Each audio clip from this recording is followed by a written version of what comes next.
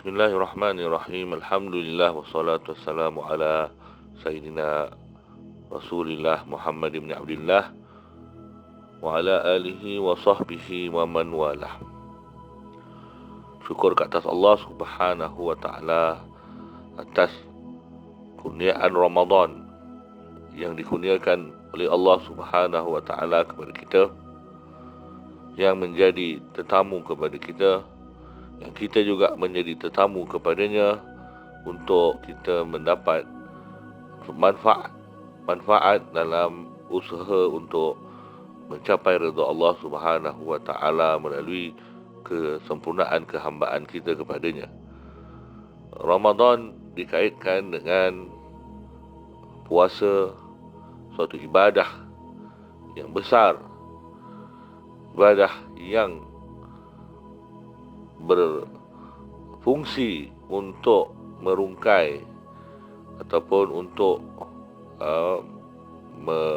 mengurai ikatan basyariah, syahwat kemanusiaan kita yang mencengkam selama ini untuk kita mencapai sofa kejenihan maknawi hati kita dan rohani kita. Apabila kita hidup tidak berorientasikan semata-mata syahwat, tetapi kehidupan kita lebih mengutamakan keseronokan dan kelazatan maknawi kita, iaitu hubungan kepada Allah Subhanahu wa ta'ala, maka ibadah puasa ialah antara ibadah yang paling besar, berfungsi untuk meleraikan ikatan syahwat basyariah kita daripada terus mendominasi diri kita, sehingga menghalang banyak jenis ibadah yang sepatutnya kita boleh lakukan, ataupun mengurangkan kesempurnaan banyak ibadah yang kita sepatutnya boleh sempurnakan. Maka kerana itu, puasa bukan tentang lapar sahaja, tetapi puasa tentang kenapa kita sanggup lapar. Puasa bukan tentang dahaga semata-mata, tetapi puasa ialah tentang kenapa kita sanggup dahaga.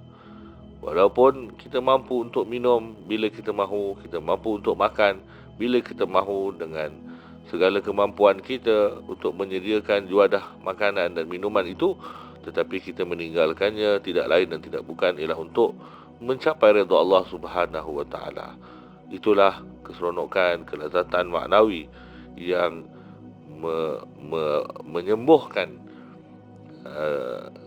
hambatan ataupun cengkaman syahwat basyariah, kemanusiaan ataupun kehaiwanan kita yang cenderung kepada bersedap-sedapan dengan makanan, minuman dan syahwat-syahwat yang lain. Tidak dinafikan bahawa Islam menghalalkan syahwat makan, minum dan sebagainya, tetapi yang kita ingin usahakan ialah bagaimana syahwat itu semua tidak menguasai diri insan, sehingga orang akan jadikan kehidupannya berpaksikan apa yang dia nak makan, dan kelazatan dalam makanan yang dia makan tersebut.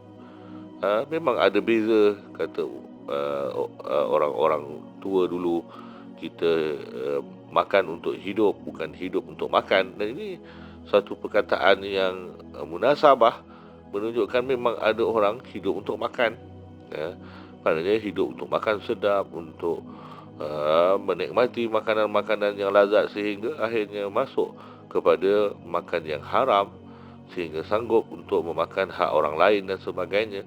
Maka ini menunjukkan bahawa ada sisi keterlampauan dalam diri kita apabila kita terus mengikut syahwat kebinatangan ataupun syahwat kemanusiaan itu.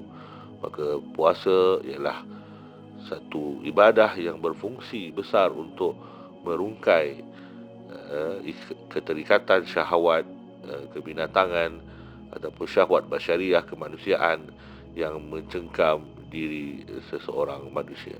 Mudah-mudahan dengan ibadah puasa ini dapat membantu kita untuk lebih mengutamakan kelazatan rohani kita, iaitu dalam hubungan kepada Allah Subhanahu wa ta'ala, bukan semata-mata mengejar syahwat kebinatangan semata-mata. Wallahu a'lam.